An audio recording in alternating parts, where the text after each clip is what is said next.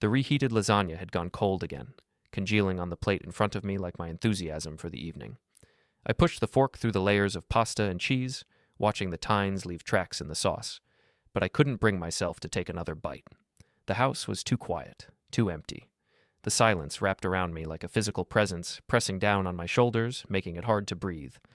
Sarah had left 2 hours ago, and I could still smell her perfume lingering in the air. That expensive one she'd bought last month, the one she claimed was on sale, but I'd seen the price tag before she threw it away. $200 for a bottle of scent. She'd never spent that much on perfume before, never cared that much about how she smelled, just to visit her family. But tonight was different, apparently. I replayed our conversation for the 100th time, trying to understand how it had gone so wrong so fast. I'd been in the bedroom, pulling on a clean shirt, when she'd walked in wearing that black dress, the one that hugged every curve, the one with the low neckline that showed just enough to be provocative without being obvious. She'd been standing in front of the full-length mirror, adjusting the fabric, smoothing her hands down her sides, turning to check her reflection from every angle. "You look beautiful," I'd said, smiling at her reflection. "James is going to have the best-dressed guests at his party." She'd glanced at me briefly, her expression unreadable, then back at the mirror. "It's not a party, Michael. It's a family dinner. And you're not coming." The words had hit me like a slap. I'd actually laughed, thinking she was joking. "What? Come on, Sarah. It's your brother's birthday. Of course I'm coming." But she hadn't been joking. She'd turned to face me then, her jaw set in that stubborn way that I knew meant her mind was made up. "No, you're staying home tonight." "Why?" I'd asked, confusion giving way to hurt. "Did I do something wrong?"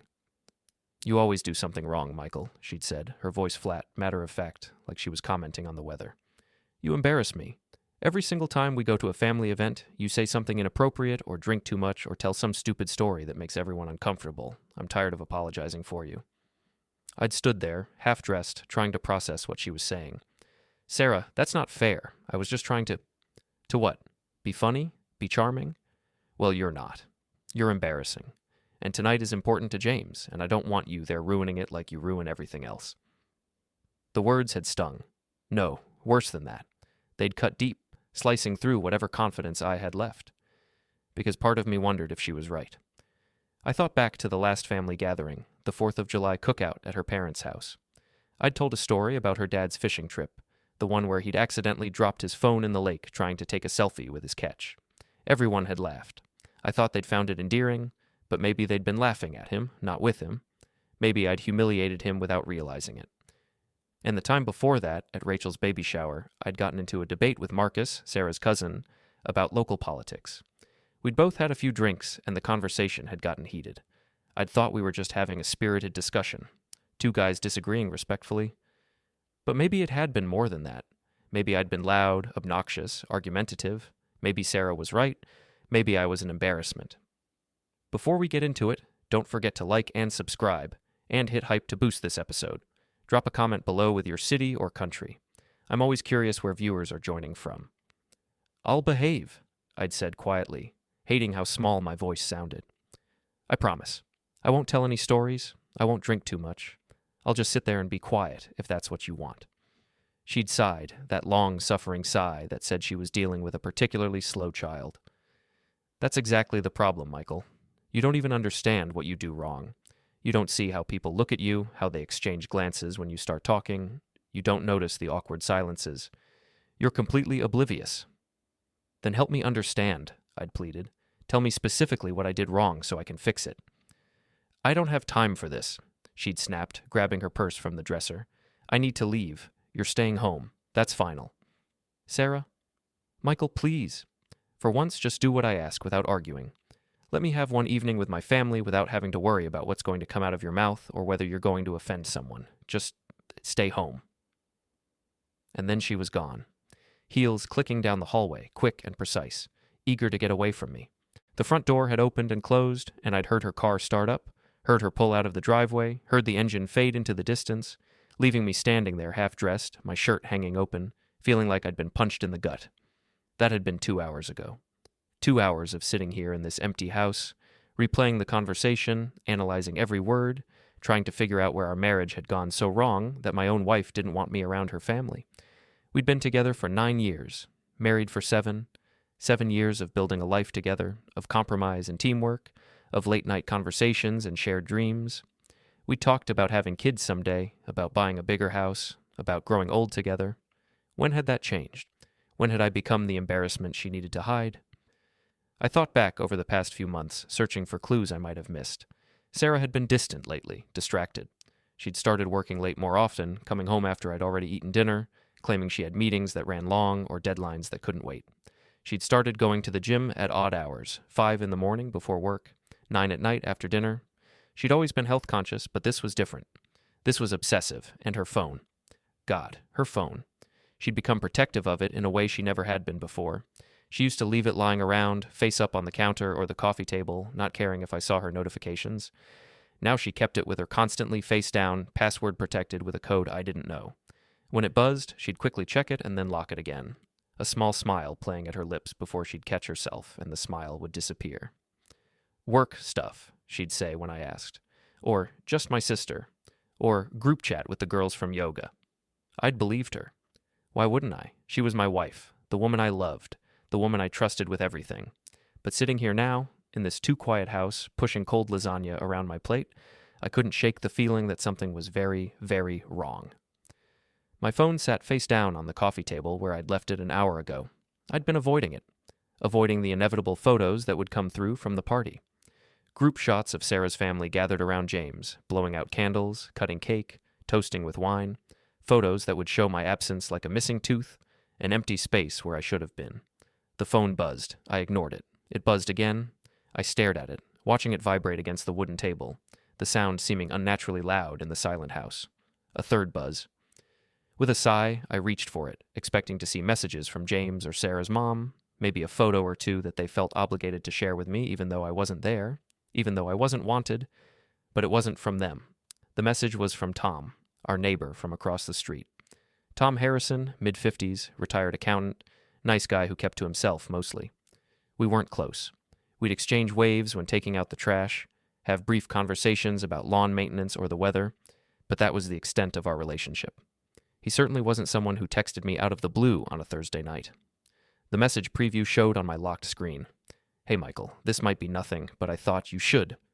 I unlocked my phone with a growing sense of unease. Tom. Hey, Michael, this might be nothing, but I thought you should see this. My security camera caught something strange tonight. I debated sending this to you, but if I were in your shoes, I'd want to know. I'm really sorry, man. Below the text was a video file.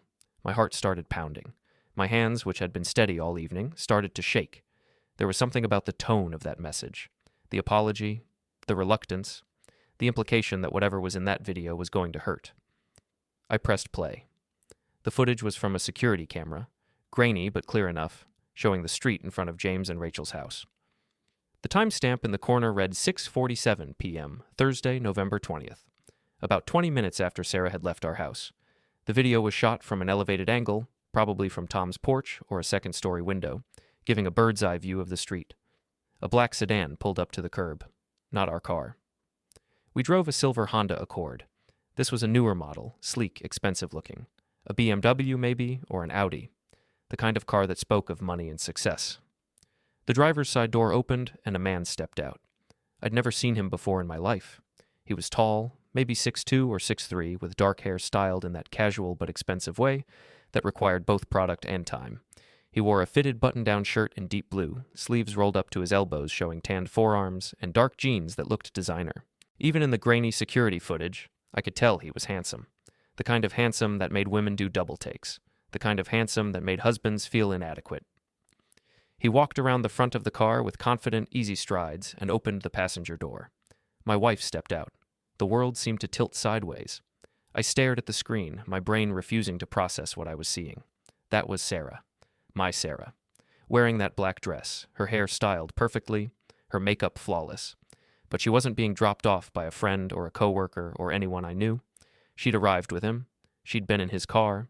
She'd ridden there with this stranger, this impossibly handsome stranger, instead of driving herself. Instead of coming home to pick me up like a normal wife would do for a family dinner. I watched, unable to look away, unable to breathe, as Sarah stepped out of the stranger's car and immediately turned to smile at him. Not a polite, friendly smile. A real smile. The kind of smile that lit up her whole face. The kind of smile she used to give me back when we were dating back when everything was new and exciting, back before I became an embarrassment. The stranger said something I couldn't hear, and Sarah laughed. She reached up, her hand going to his collar, adjusting it with a casual intimacy that made my chest tighten. Her fingers lingered there for a moment, resting against his chest before she pulled them away. She smoothed down her dress, checking her reflection in the car's tinted window, turning to see herself from different angles, making sure she looked perfect. Then she linked her arm through his. Linked her arm through his. Like they were a couple. Like they were together. Like I didn't exist. They stood there for a moment, just the two of them, and I could see them talking. His head bent down slightly to hear her better. Her face tilted up toward his. Close, too close. The audio on the video was faint, just ambient street noise mostly, but Tom's camera must have been good quality because I could just barely make out voices. I turned my phone's volume all the way up, pressed it against my ear, and played that section again. He thinks I'm at a family dinner? Sarah's voice, distant but unmistakable, followed by that laugh. That beautiful, terrible laugh that I knew so well. My hands clenched around the phone so hard I thought the screen might crack. He thinks I'm at a family dinner. She'd said it like it was funny. Like the fact that I was sitting at home, alone, believing her lies, was some kind of joke. The stranger leaned down and whispered something in her ear, close enough that his lips nearly touched her skin. I watched Sarah's expression change, saw heat flash across her face, saw her swat his arm playfully in that flirty way that meant she liked what he'd said, even if she was pretending to be scandalized by it. Then they walked toward James's front door together, his hand at the small of her back, guiding her, proprietary and familiar. Before ringing the doorbell, Sarah turned to face him fully. She took both his hands in hers and squeezed, said something I couldn't hear. He smiled down at her with such obvious affection that I felt sick. Then she turned and rang the bell, smoothing her dress one final time, putting on her family dinner face. The video ended. I sat frozen, the phone still clutched in my hand, the black screen reflecting my face back at me. I looked like a stranger. Pale. Shocked. Broken. This had to be a mistake. A misunderstanding. Maybe he was a friend from work. Maybe his car had been nearby and he'd offered her a ride. Maybe there was a perfectly innocent explanation for why my wife had arrived at her brother's dinner with another man, laughing with him, touching him, looking at him like he hung the moon. Maybe, but I knew better. Deep down, in that gut-level place where instinct lives, I knew exactly what I'd just witnessed. My phone buzzed again, pulling me out of my spiraling thoughts. Tom. I'm really sorry, man. I debated sending this all evening, but if it were me, I'd want to know. Another buzz. Tom. There's more. Camera caught something about 15 minutes ago. Want me to send it? More.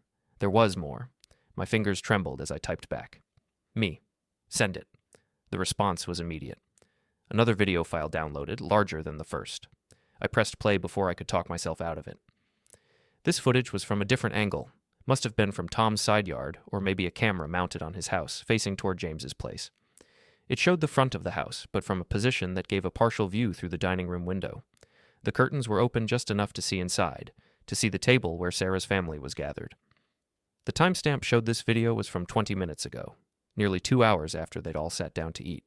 I could see into the dining room clearly, see the long wooden table where I'd shared countless meals with Sarah's family over the years, see James sitting at the head, his wife Rachel beside him, see Sarah's parents across from each other, see Sarah's sister Emma and her husband, and there, on the far side of the table, positioned perfectly in the center of the frame like fate wanted me to see this, was Sarah, sitting next to him, not across the table, not separated by family members like you'd expect if he was just some random colleague or family friend.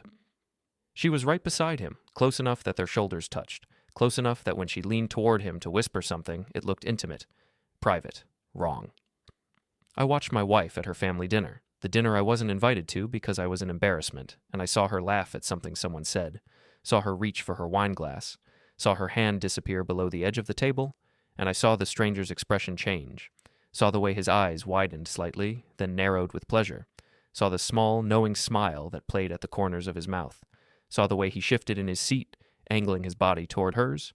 Her hand stayed under that table. Seconds passed. 5, 10, 15. Her hand stayed under that table, and no one else at the dinner seemed to notice. James was telling a story, gesturing with his hands. Rachel was laughing. Sarah's parents were nodding along. Emma was refilling her husband's wine glass. No one saw what I was seeing. No one knew that my wife, their daughter, their sister, was touching another man under the dinner table while they all sat there oblivious.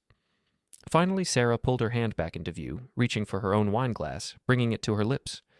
But before she drank, she glanced at the stranger beside her. Just a quick look and smiled. The video continued for another minute.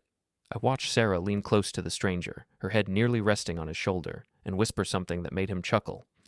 Watched her hand go back under the table, watched the easy familiarity between them, the body language that spoke of intimacy and secrets and a connection that went far deeper than a casual acquaintance. This wasn't a first date. This wasn't some impulsive mistake at a work function. This was comfortable, practiced. This was something that had been going on for a while. The video ended. I dropped my phone onto the couch beside me and put my head in my hands. My brain felt like it was short-circuiting, trying to reconcile the woman I'd been married to for 7 years. With the woman in those videos, trying to understand how we'd gotten here, trying to figure out where it had all gone wrong. How long had this been going on? Weeks? Months? How many late nights at the office had actually been spent with him? How many early morning gym sessions? How many times had she kissed me goodbye and then driven straight to him? How many lies had I believed? The questions came rapid fire, each one more painful than the last, and underneath them all was one thought that kept repeating on a loop. She chose him. She chose to be with him tonight instead of me. She chose to ban me from the dinner so she could bring him instead. She chose to touch him, flirt with him, parade him in front of her family while I sat at home like an idiot, believing her lies, believing that I was the problem. She had made me feel like I was an embarrassment, like I was the one who needed to be hidden away, when all along she'd been planning this, orchestrating it, making sure I stayed home so she could play house with her boyfriend at her brother's birthday dinner. The betrayal was so complete, so calculated, that I almost couldn't comprehend it. My phone buzzed again. I picked it up with numb fingers. Tom. There are a few more clips if you want them, different times throughout the evening. But they're all similar. I can send them if you think it'll help, or I can just stop. Just say the word. I stared at the message for a long moment. Did I want to see more? Did I need more proof than I already had? Would watching more footage of my wife's betrayal make any difference? Me? Send them. I needed to see everything. Needed to know exactly what I was dealing with. Needed to rip the Band-Aid off completely instead of letting it peel away slowly. 3 more videos came through in quick succession. The first showed Sarah and the stranger arriving. This was from an earlier timestamp, 6:45 p.m., just before the first video Tom had sent. It showed them pulling up, showed the stranger opening her door, showed them standing close together on the sidewalk while he straightened his shirt and she checked her makeup. At one point, he said something that made her throw her head back and laugh, and the way she looked at him made my heart physically ache. I'd seen that look before. She'd given it to me once, back in the beginning, back when she thought I was clever and charming instead of embarrassing. The second video was from earlier tonight, maybe an hour into dinner. The angle was from Tom's front-facing camera again, showing the dining room window. Everyone was eating, passing dishes, talking, normal family dinner stuff, but I could see Sarah's hand resting on the stranger's thigh under the table. Could see the way she kept glancing at him, checking on him, making sure he was comfortable and included in the conversation. She was being a good girlfriend to someone who wasn't her husband. The third video was the most damning. Timestamp showed it was from about 30 minutes ago, well into the evening. The angle was from Tom's side yard camera again, pointing at the front porch of James's house. The porch light was on, illuminating the area clearly. Sarah and the stranger had stepped outside, alone. I watched them stand close together, watched him pull out a pack of cigarettes and offer her one. I didn't even know she smoked.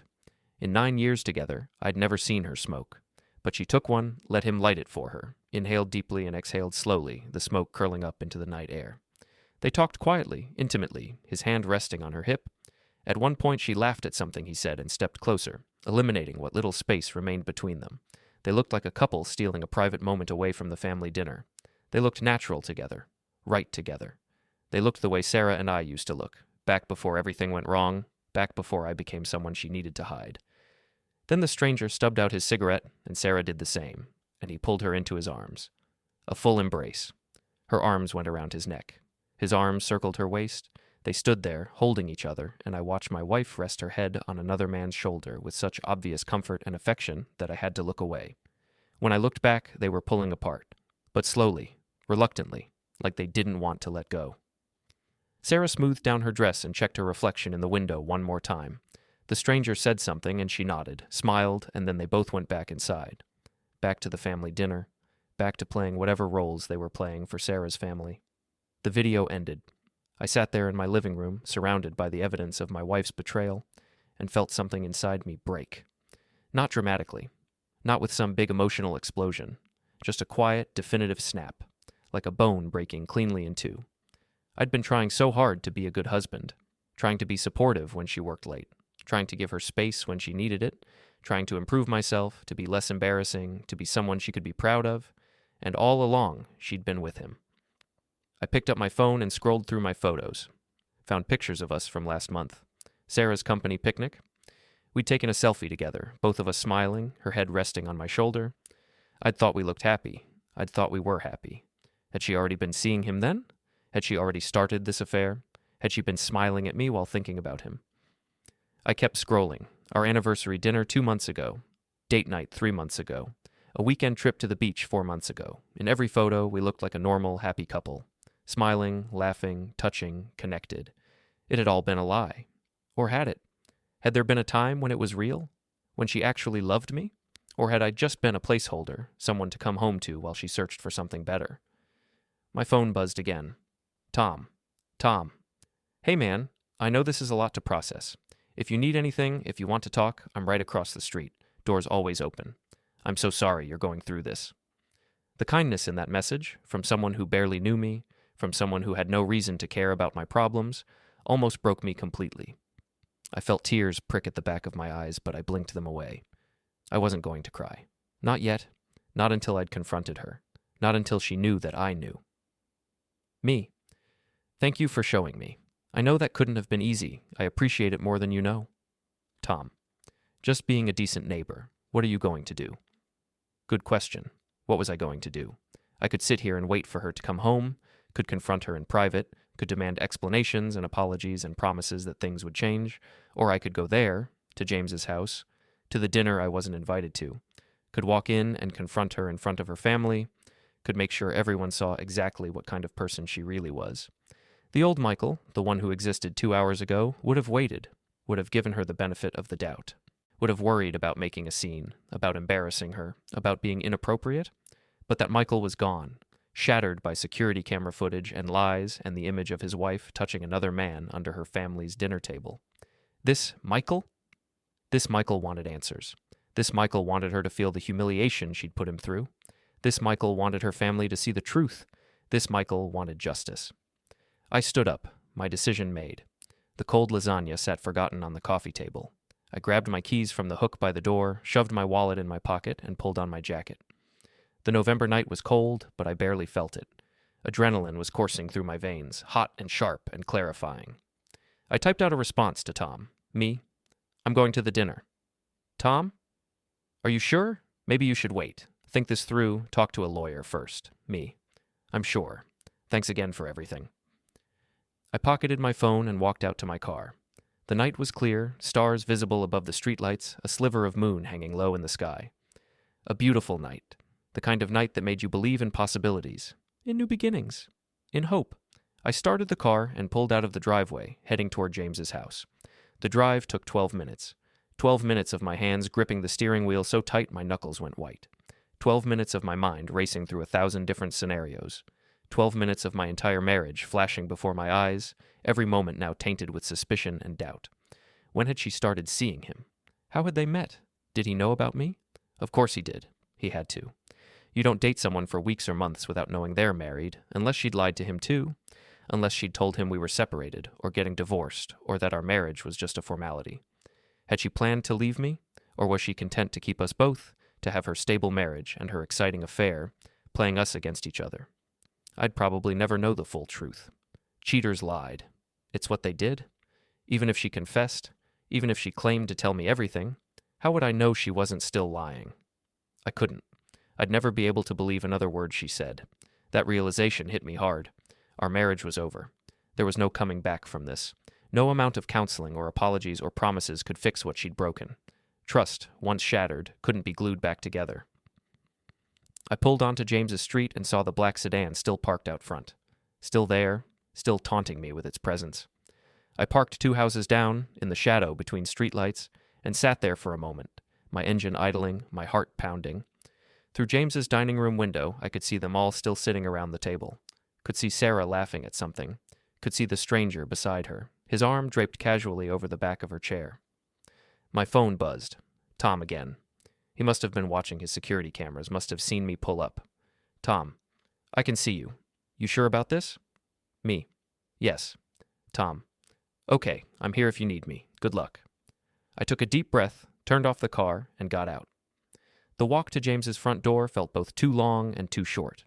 Each step brought me closer to a confrontation I couldn't take back, closer to blowing up my marriage in the most public way possible. But there was no other choice. Not anymore. She'd made sure of that when she chose to bring him here, to parade him in front of her family, to touch him and laugh with him and play couple while I sat at home believing her lies. I reached the front door and paused, my hand hovering over the doorbell. Last chance to turn back. Last chance to handle this differently. But no, she deserved this. Deserved to be exposed. Deserved to have her family see exactly what she'd been doing behind my back. I pressed the doorbell and heard the chime echo inside. The voices stopped. Footsteps approached. The door opened and James stood there, his face flushed with wine and good food, his smile wide and genuine. Then he saw me. The smile faltered. Confusion creased his forehead. "Michael?" he said, his voice uncertain. "What are you doing here? Sarah said you weren't feeling well tonight. Said you had a stomach bug or something." A stomach bug. So that's what she'd told them, that I was homesick. That she'd left her poor, ill husband alone so she could go to the family dinner. What a caring wife. What a devoted sister. What a fucking liar. "I'm feeling much better now," I said, my voice surprisingly steady. Thought I'd surprise everyone. Hope I'm not too late for dessert. I stepped forward, not giving James a chance to respond, not giving him time to warn Sarah or send me away. I just walked past him into the house like I had every right to be there, because I did. This was my wife's family. These were supposed to be my people, too. The hallway opened into the dining room, and I saw them all freeze. Sarah's mother, Linda, her hand paused halfway to her wineglass, her eyes going wide. Sarah's father, Richard, his fork hovering over his slice of birthday cake, his expression confused. Rachel, James's wife, her mouth forming a perfect O of surprise. Sarah's sister, Emma, and her husband, David, both turning to stare at me like I was a ghost. And Sarah, my wife, my lying, cheating, manipulative wife. The color drained from her face so completely I thought she might faint. Her fork clattered onto her plate with a sound that seemed impossibly loud in the sudden silence. But it was the stranger I couldn't stop looking at. The man sitting next to my wife, his arm still draped over the back of her chair like he belonged there. He went absolutely still, like a deer caught in headlights, his eyes wide and his face pale. He knew. He knew exactly who I was. "Michael," Sarah breathed, standing up so quickly her chair scraped against the floor. The sound made everyone flinch. What are you doing here? You're supposed to be home. You're sick." "Funny thing about that," I said, pulling out my phone. "I wasn't actually sick. In fact, I've been feeling quite well. Hungry, even. Sat at home eating cold lasagna while you were here enjoying your family dinner." Family dinner? Interesting phrase, that. Makes you think of family members, doesn't it? Parents, siblings, spouses, people who belong together. I gestured to the stranger. "I don't believe we've met. I'm Michael, Sarah's husband, and you are?" The silence that followed was deafening. No one moved, no one spoke. Sarah's eyes darted between me and the stranger, her mind visibly racing, trying to figure out how to explain this, how to spin it. "This is..." She started, then stopped. Started again. "This is Derek. He's a colleague from work. He's new in town, doesn't have family here, so I invited him to." "To sit next to you at dinner?" I interrupted. "To touch you under the table? To hold you on the front porch while you both smoke cigarettes like teenagers sneaking around behind their parents' backs?" Sarah's face went from pale to gray. "What are you talking about?" I held up my phone, tapped the screen, and held it out so everyone could see. "Our neighbor Tom has a very nice security camera system. He sent me some interesting footage tonight. Would you like to see?" "Michael, wait." Sarah's voice was panicked now, but I was already pressing play on the first video, the one showing them arriving together, the one with audio. "Thinks I'm at a family dinner." Sarah's laugh filled the room, tinny and small from the phone speaker, but unmistakable. Her own voice, condemning her. I watched the faces around the table as they processed what they were hearing, what they were seeing. Watched Sarah's mother's hand fly to her mouth. Watched her father's expression harden. Watched Emma's eyes fill with tears. "Oh my God," Rachel whispered. "Sarah, what is this?" But I wasn't done. I swiped to the next video, the one showing them on the porch, holding each other, looking at each other like lovers. I let it play through, let everyone see. Then I swiped to the worst one, the one showing Sarah's hand under the table, showing Derek's reaction, showing the intimacy between them. When it finished, the silence was absolute. Richard stood up slowly, his chair scraping back, his face red with barely contained rage. "Sarah," his voice was like thunder. "What the hell is going on? Who is this man?"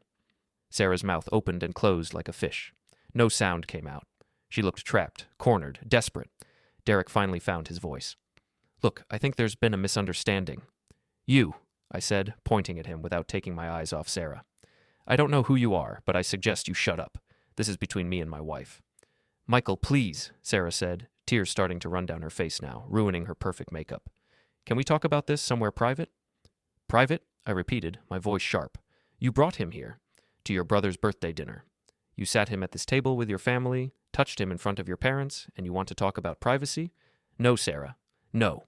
Whatever you have to say, you can say it right here, in front of everyone." Linda was crying now too, quiet tears running down her cheeks. James stood next to me, his hand on my shoulder, his own face a mask of shock and anger. Emma looked like she might be sick. "I don't," Sarah started, then stopped. Tears were flowing freely now. "It's not what you think. Michael, you have to understand. Things between us have been so difficult. You never listened to me. You embarrassed me. I just needed—" "Needed what?" I interrupted, my voice rising. "Needed to fuck someone else? Needed to lie to me for weeks? Months? How long has this been going on, Sarah?" She flinched at the profanity. Her family flinched, but I was past caring about being polite. "Answer me," I demanded. "How long?" "3 months," she whispered. 3 months, 90 days, all those late nights, all those early mornings, all those times she'd kissed me goodbye and told me she loved me and then gone straight to him. 3 months, I repeated, letting the words sink in. 3 months of lying, 3 months of cheating, 3 months of making me think I was the problem, that I was the embarrassment, that I was the one who needed to change. "You are the problem," Sarah suddenly shouted, anger breaking through her tears. "You're boring and predictable and you never want to do anything exciting. You never surprise me or make me feel special. You're just there. Always there. Like furniture." The words hit like physical blows. But I didn't flinch, didn't react, just stared at her, this woman I'd loved, and felt nothing but pity. "So that gives you the right to cheat?" I asked quietly. "That gives you the right to humiliate me, to ban me from family dinners so you can bring your boyfriend instead?" "I didn't mean for it to happen," she sobbed. "I didn't plan this. It just happened. Derek understands me in ways you never have. He listens to me. He makes me feel alive." Derek had been sitting silently through all of this, but now he stood up. "Sarah, maybe we should go. Let everyone cool down." "You're not going anywhere," Richard said, his voice hard. "You come into my son's home. You sit at our table. He couldn't even finish the sentence. "I want to know exactly what your intentions are with my daughter." Derek had the grace to look ashamed. I care about Sarah. I have feelings for her. She told me her marriage was essentially over, that she was just waiting for the right time to leave, that you were emotionally distant, and that the two of you barely spoke anymore." I laughed. Actually laughed. The sound was bitter and harsh. "Is that what she told you? Did she also tell you that we celebrated our anniversary 2 months ago? That we went on a beach vacation together this summer? That we've been talking about starting a family?" Derek's face went pale. He turned to Sarah. "You said you were separated." "We are separated," Sarah insisted. "Emotionally. Michael, you know we haven't been happy. You know things have been bad between us." "I know you've been distant," I said. "I know you've been pulling away, but I thought it was stress. I thought we'd work through it. I thought you still loved me. I guess I was wrong about everything." James finally spoke, his voice tight with anger. "Sarah, I can't believe you did this, or brought him here, to my birthday dinner, made us all complicit in your affair, made us lie to Michael." "You didn't know," Sarah protested weakly. "We should have known," Emma said, wiping her eyes. "I should have asked more questions. Should have wondered why Michael wasn't here. God, Sarah, what were you thinking?"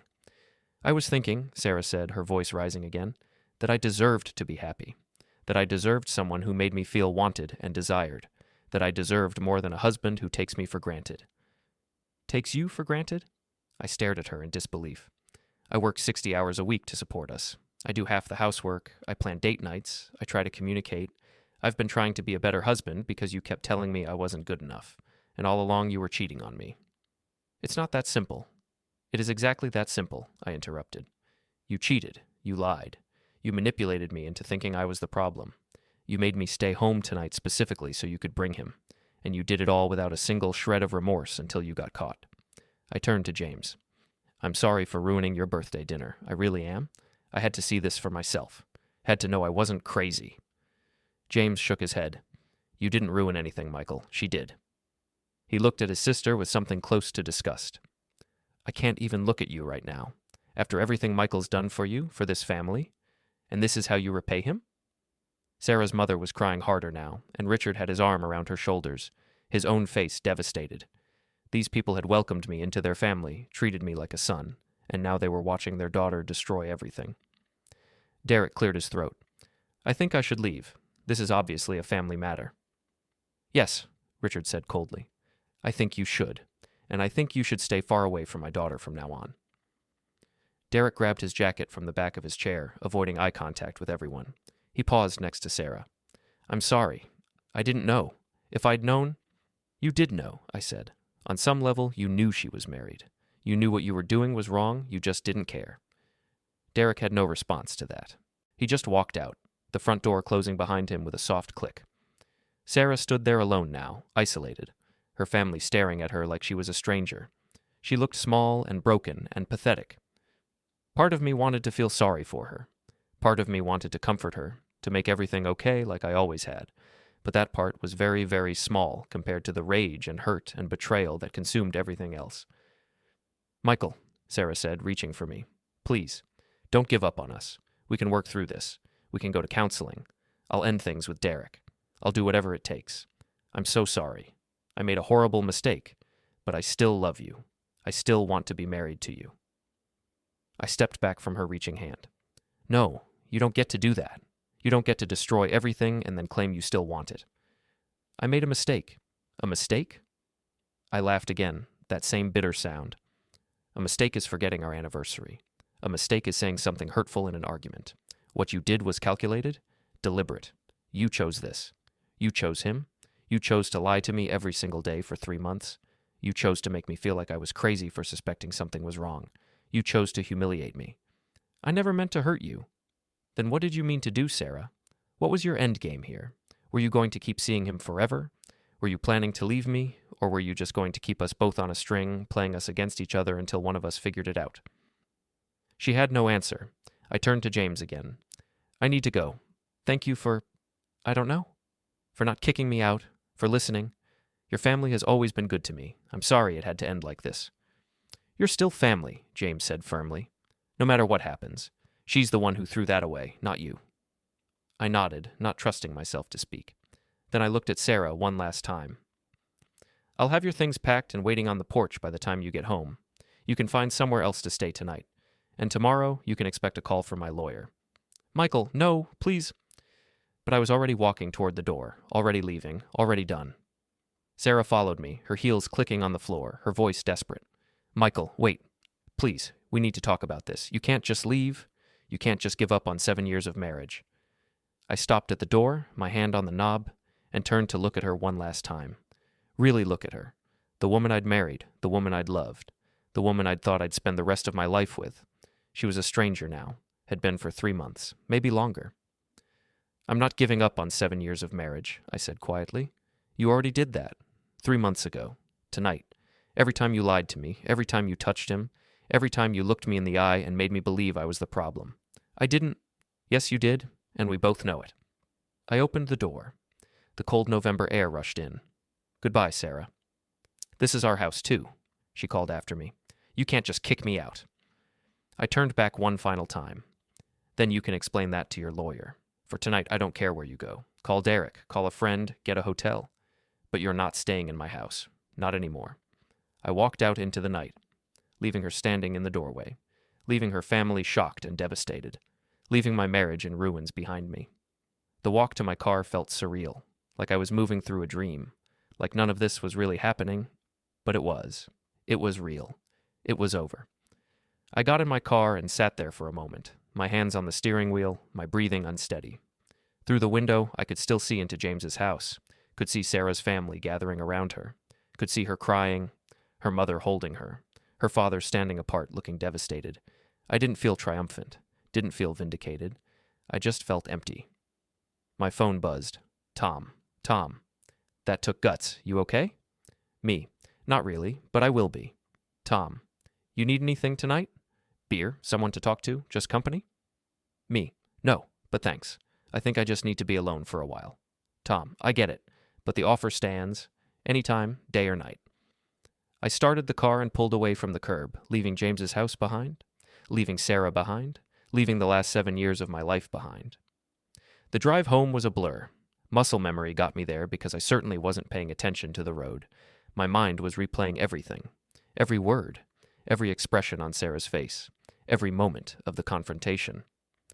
I pulled into our driveway and sat there staring at our house, the home we'd bought together 3 years ago, the place where we'd planned to raise kids someday, where we'd hosted dinner parties and holiday celebrations, where we'd made love and made plans and made promises to each other. All of it meaningless now. I forced myself out of the car and into the house. The living room looked exactly the same as when I'd left. The plate of cold lasagna still on the coffee table, the TV still off, everything frozen in that moment before my world imploded. I stood there for a moment, looking around, and then I started moving.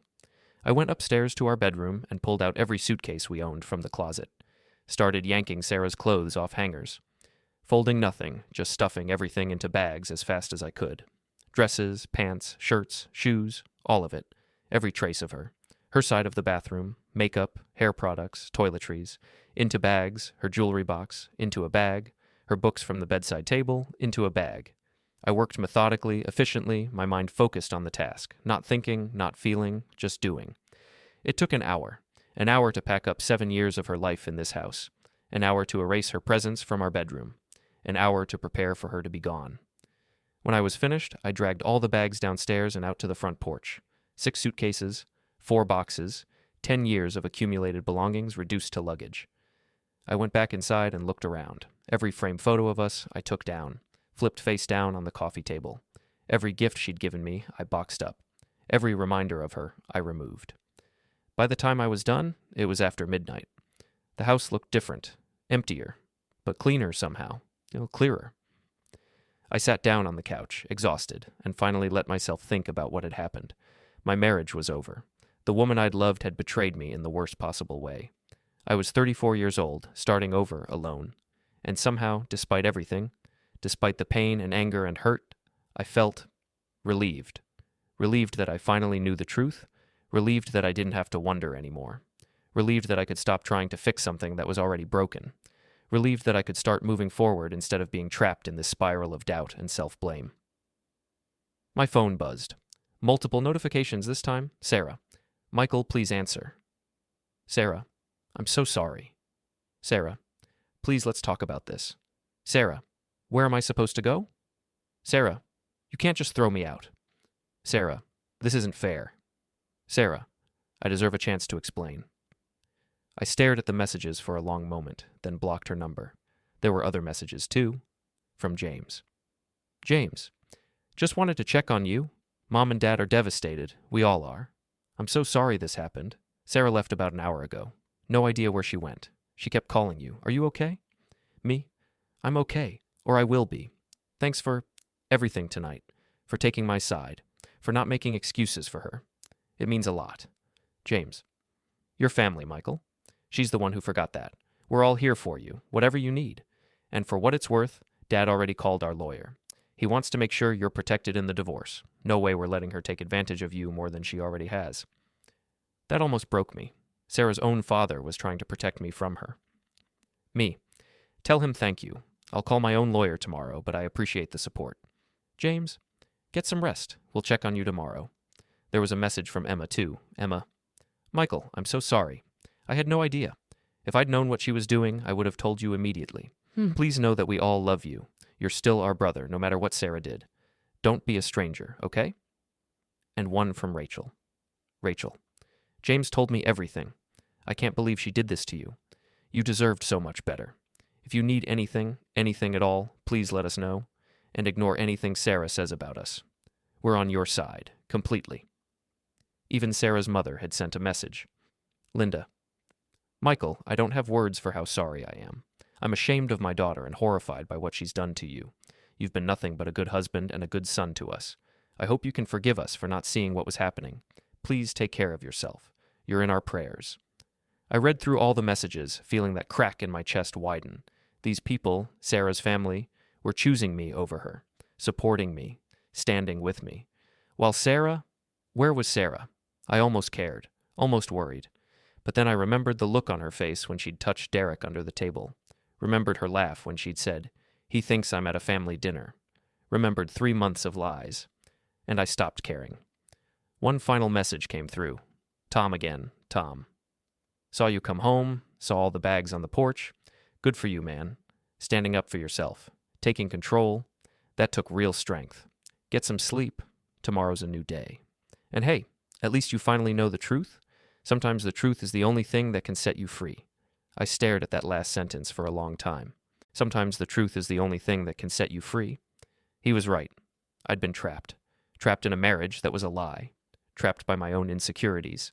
Believing Sarah's gaslighting, believing I was the problem.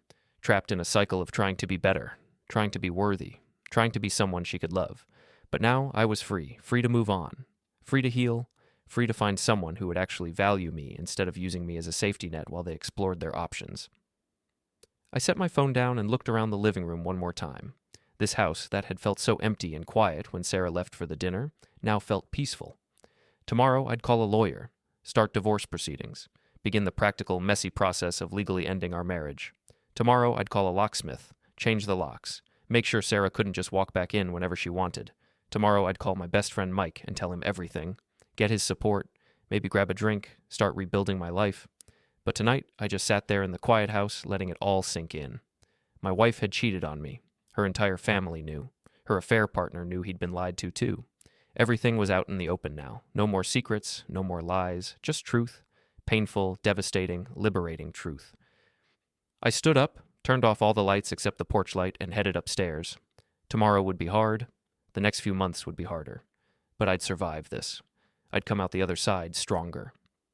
As I reached the top of the stairs, I heard a car pull up outside. I went to the window and looked down. Sarah's car. She'd come home. I watched as she got out, saw the luggage on the porch, and stopped. Just stood there staring at it for a long moment. Then she tried the front door. Found it locked. Knocked. I didn't answer. She knocked again, harder. "Michael, I know you're in there. Please, let me in. We need to talk." I stayed silent, stayed upstairs, stayed away from her. "Michael!" Her voice was rising now, panicked. "This is my house too. You can't lock me out." I could, and I did. She stood there for another 10 minutes, knocking, calling my name, trying to peer through windows. Finally, she gave up, loaded her luggage into her car, and drove away. I watched her taillights disappear down the street, red lights fading into the darkness until they turned the corner and vanished completely, and something inside me finally relaxed. The tension that had been coiled in my chest all evening, all these past months really, began to unwind. She was gone. My marriage was over. And despite everything, despite the pain and betrayal and hurt that still throbbed like an open wound, I was going to be okay. I stood at that window for a long time, long after her car had disappeared, just staring out into the quiet suburban street. Our neighbor Tom's house was dark, everyone asleep. The streetlights cast pools of orange light on the pavement below. A cat prowled across someone's lawn. The world kept turning, kept moving, indifferent to my personal devastation. There was something oddly comforting about that. My marriage had imploded, my life had been turned upside down, but the world didn't care. Tomorrow people would go to work, kids would go to school, the sun would rise and set, life would continue, and so would I. I left the window and went to the bathroom, brushed my teeth, washed my face, stared at my reflection in the mirror and barely recognized the man looking back at me. I looked older somehow, tired, but there was something else there too. Something in my eyes that hadn't been there this morning. Clarity.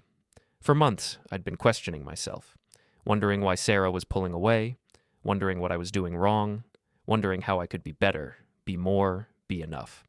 I'd internalized all her criticisms, all her complaints, all her gaslighting, and believed that I was the problem. But I wasn't the problem. She was. She was the one who'd chosen to cheat. She was the one who'd lied. She was the one who'd manipulated me into believing that my very presence was an embarrassment while she carried on an affair behind my back. That wasn't on me, that was on her. The realization should have felt triumphant, but it just felt sad. Sad that our marriage had come to this. Sad that the woman I'd loved had turned into someone I didn't even recognize. Sad that 7 years of my life had been built on a foundation that was already crumbling without me knowing it. I went back to the bedroom, our bedroom, though it didn't feel like ours anymore. It felt like mine. The closet door stood open, half empty now, Sarah's side stripped bare. Her nightstand was cleared off. Her side of the bed looked strangely flat without her decorative pillows piled on it. I'd have to get used to this. Sleeping alone, living alone, being alone. The thought should have terrified me, should have sent me spiraling into panic and regret. But it didn't.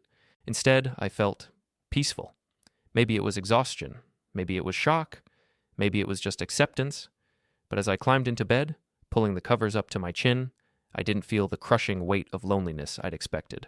I felt free. Free from the constant anxiety of wondering why Sarah was distant. Free from the self-doubt that had plagued me for months. Free from trying to be someone I wasn't just to make her happy. Free from walking on eggshells in my own marriage. My phone sat on my nightstand, silent now. I'd turned off all notifications. Tomorrow there would be more messages, more drama, more conversations I didn't want to have. But tonight I had silence. Peace. I closed my eyes and let myself drift. My mind surprisingly quiet after the chaos of the evening, and I slept. Not fitfully, not restlessly, but deeply and dreamlessly. When I woke up the next morning, sunlight was streaming through the bedroom windows. I'd forgotten to close the curtains last night, too exhausted to care. I lay there for a moment, staring at the ceiling, expecting the events of last night to feel like a dream, expecting to roll over and find Sarah beside me, her hair spread across the pillow, her face peaceful in sleep. But her side of the bed was empty, the sheets were cold. It hadn't been a dream. My wife had cheated on me. I'd confronted her in front of her entire family. I'd packed up her belongings and kicked her out. My marriage was over. The reality of it hit me fresh. A sharp pain in my chest. But underneath the pain was something else. That same sense of freedom I'd felt last night. Relief that the truth was finally out. Relief that I didn't have to pretend anymore. I reached for my phone and saw I had dozens of notifications. Most from numbers I didn't recognize. A few from Sarah's friends, probably calling to yell at me or defend her or try to mediate. I ignored them all except one message from my best friend Mike. Mike. Dude, just talk to James. What the actual fuck? Are you okay? I'm coming over. Don't argue. I checked the timestamp. He'd sent that at 11 last night. There were 3 more messages after that. Mike. On my way. Mike. Knocking on your door, but you're not answering. Guessing you need space. Call me when you're up. Mike. Seriously, man. I'm here. Whatever you need. I typed back. Me. I'm up. Coffee? The response was immediate. Mike. Be there in 10. True to his word, Mike showed up 9 minutes later with 2 large coffees from the place downtown we both liked. I let him in, and he took one look at me, at the flipped-over picture frames, at the empty spaces where Sarah's things used to be, and pulled me into a hug. I'm so sorry, man, he said. James told me everything. I can't believe she did that to you. Yeah, I said, my voice rough from sleep and emotion. Me neither. We sat at the kitchen table, drinking our coffee, and I told him everything, every detail. The videos from Tom, the confrontation at the dinner, the look on Sarah's face when she realized I knew, packing up her things, her showing up last night and me not letting her in. Mike listened without interrupting, his expression cycling through shock, anger, and sympathy. You know what the worst part is? I said when I'd finished. Part of me still loves her, or loves who I thought she was, and part of me wants to forgive her, wants to believe her when she says it was a mistake, wants to try to work it out. And I hate that part of me. That's normal, Mike said. You don't just stop loving someone overnight, even when they betray you, but that doesn't mean you should take her back. I won't, I said firmly. I can't. Trust is, once it's broken like this, there's no putting it back together. Every time she'd go out, every time she'd be on her phone, every time she'd say she was working late, I'd wonder. I'd never be able to believe her again. What kind of marriage is that? Not one worth having, Mike agreed. You deserve better. Do I? The question came out before I could stop it. She said I was boring, predictable, that I never surprised her or made her feel special. Maybe she was right. Maybe I got complacent. Maybe I stopped trying. Mike set down his coffee and looked at me seriously. Listen to me. Even if you did get complacent, even if you did stop trying as hard as you used to, that doesn't give her the right to cheat. If she was unhappy, she should have talked to you, should have suggested counseling, should have told you what she needed. Instead, she went behind your back, lied to your face for months, and made you think you were the problem. That's not on you, man. That's all on her. I know, I said quietly. In my head, I know that. But it's hard not to wonder what I could have done differently. Nothing, Mike said firmly. You could have done nothing differently. She made a choice. And now she has to live with the consequences.